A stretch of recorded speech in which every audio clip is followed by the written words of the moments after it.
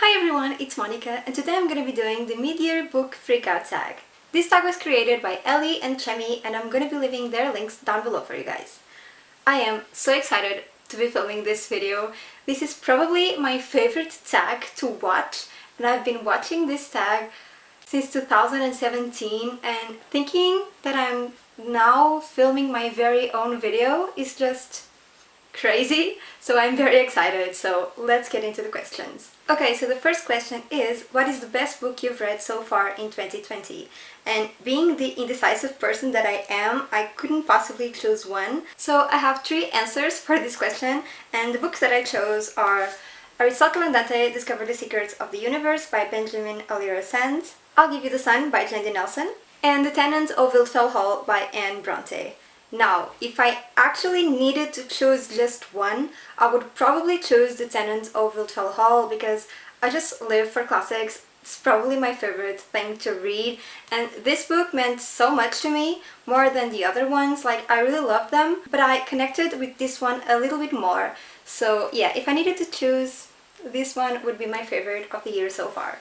Next question is, what is the best sequel you've read so far in 2020? And for that, I have Muse of Nightmares by Laini Taylor. I have read Strange Dreamer maybe last year, I think, and I really liked it and I had no idea where the story was going to go. And I was very satisfied with everything that happened in here and the direction the story went.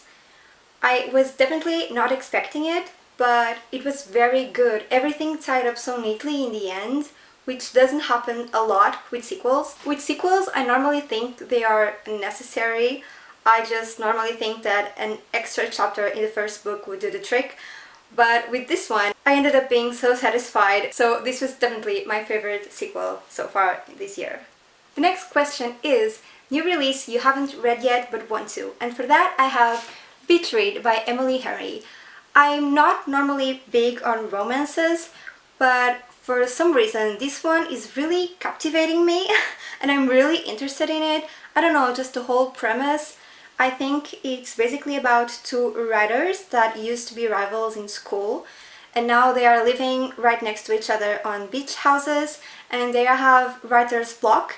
So basically they switch genres and I just think the premise seems so much fun, but I also think it touches on some points like grief and other personal problems, so I think it's probably a very complete book and the reviews have been amazing, so I'm very excited about getting to that one.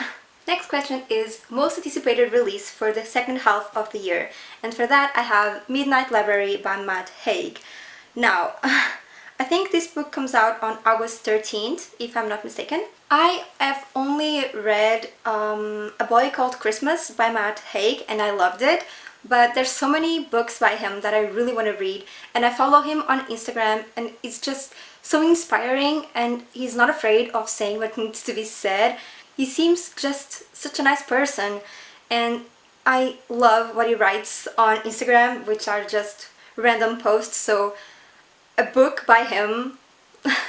I don't really remember the plot of that story, but when he first announced it on Instagram, I read like the synopsis that he gave us and I was so intrigued, but I don't really remember. I think it's about a library because of the title and because I remember him mentioning it, and I really don't want to know because I remember liking it and that's enough for me. Now I really just want to read it and see if I like it because I just want to fill my shelves with Matt Haig's words. I just love the man.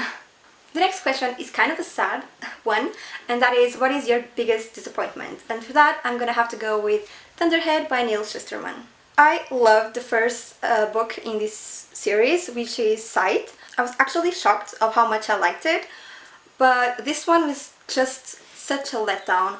I raved about it in my May wrap-up, so if you want to check it out, I'll link it up there. But this was not what I was expecting. First of all, he did something that I really don't like in sequels, and that's when you introduce another character in the sequel, because I fell in love with those main characters, and in this book we're mainly following this other character that I didn't like as much. So that was probably my biggest problem, but I had so many problems with this book. It just didn't go in the direction that I was hoping it would. I don't know. I have still the Toll to read, so maybe I'll like that one better.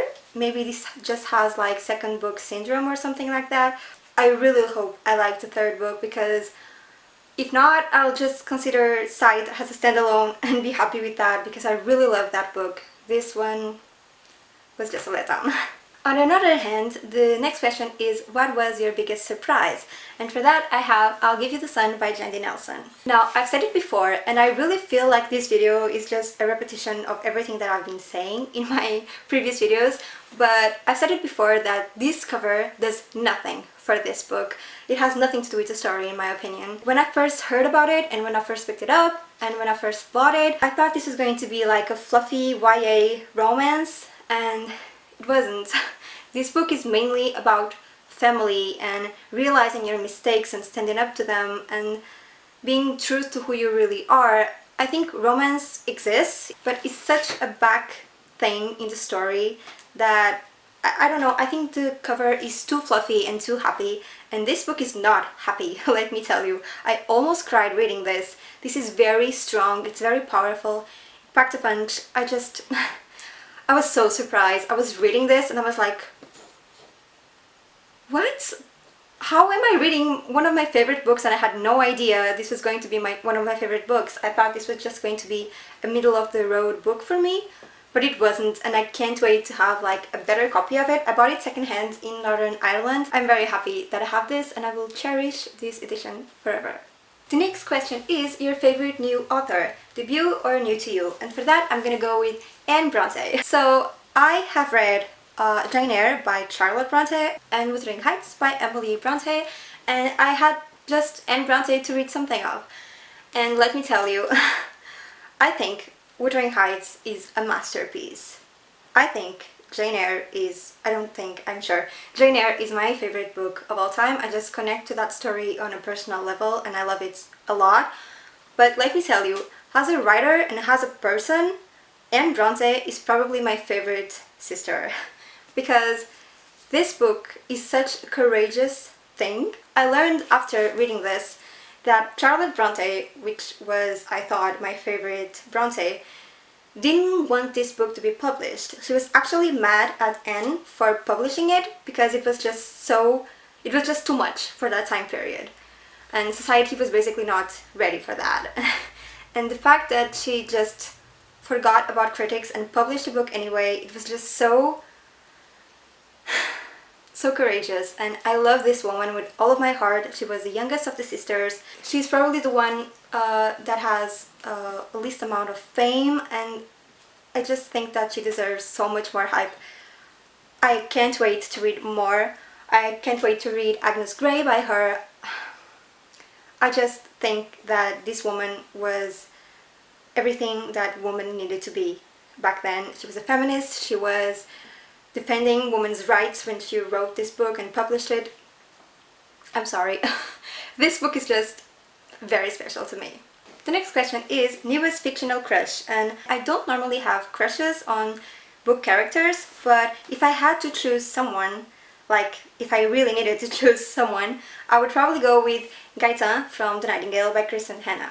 I just love this character a lot. It was very, oh my god, this book is so much heavier than the other ones. I just thought Gaëtan was such a strong man, and he was at the same time very sensitive and very, I don't know, it was a very sought out character.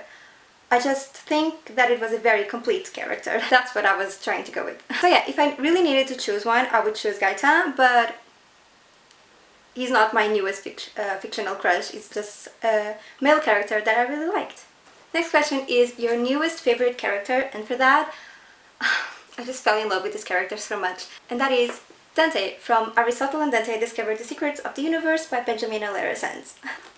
I just want Dante to be my friend. I want to put him on a pedestal where he belongs because he's just the cutest, he's the warmest character I've ever read about. I love him so much. He's so precious. So this book, I've already talked about it on my channel before. But basically it follows these two boys, Aristotle and Dante, that meet and become friends, and then maybe they become something else. But Dante is everything Aristotle needed, and I honestly think everyone in the world needs Dante in their lives. He's just such an amazing person inside and out. I can't rave about this book enough. I just love him so much, and I would definitely recommend this book to anyone. Not only because of Dante, but because of the story, the atmosphere, the writing, everything in this book is perfect, but Dante is definitely my favorite thing. The next question is a book that made you cry, and I don't cry reading books because I have no soul. I've only actually cried reading Harry Potter and the Half-Blood Prince, and that was only in my first time reading it. When I reread it, I didn't cry. So, but if I had to choose one, I would definitely have to go with The Nightingale by Chris and Hannah, because I didn't cry, but I teared up so much reading this. This was a surprise because when I first started reading this, I was like, okay, why is everyone raving about this book? This is good, but it's not perfect. It's not spectacular. But then I kept reading. It is spectacular. I love this so much, and it's so sad but so satisfying at the same time. I think the story goes in such a perfect direction. I just love this book so much, and yeah, it made me tear up multiple times. Like, the second half of this book is just crazy, so if you don't like to cry in books, I wouldn't recommend this. But if you're okay with it, please read it. Even if you don't like historical fiction for some reason, just read it because the characters are so good. The next question is a book that made you happy, and for that I'm gonna be going with Wayward Son by Rainbow Rowell. I've read Carry On, I think like 2 years ago, and I was dying to get my hands on this, so I reread Carry On and then I read Wayward Son. And let me tell you, I really like this. Most of the reviews that I've been seeing for this book are not so great, but I think it's because of all of the expectations that people put in this book. I didn't have many expectations, because I think the story finished off pretty well in Carry On, so I knew what I was going into. It was just an extension of the story, in case anyone that really loved the characters wanted to read. And I did, because I loved the characters, I loved the world, I loved how funny Carry On is. And yes, this book is a little bit more serious. The characters are a little bit more, I don't know, down overall. But I still think that it's a happy book, because the characters are just so merry all the time. Even when they're sad, it just gives me a merry feeling reading about these characters. So I don't know, I can't really explain it, but I still think it's a happy book, and I would recommend it only if you really liked the first one. Second to last, we have the most beautiful book you bought or received in the first half of the year. And the most beautiful book that I bought myself this year was The Starless Sea by Erin Morgenson. Would you look at this cover? I don't know why, but when I first saw this cover, everyone was like crazy with it, saying it was so beautiful, and I thought it was quite ugly. But then I watched another video and with someone holding it, and I was like, it's not so bad. And then I watched another video and I was like, it's kind of nice. And then I kept seeing this cover everywhere, and I was like, that is gorgeous.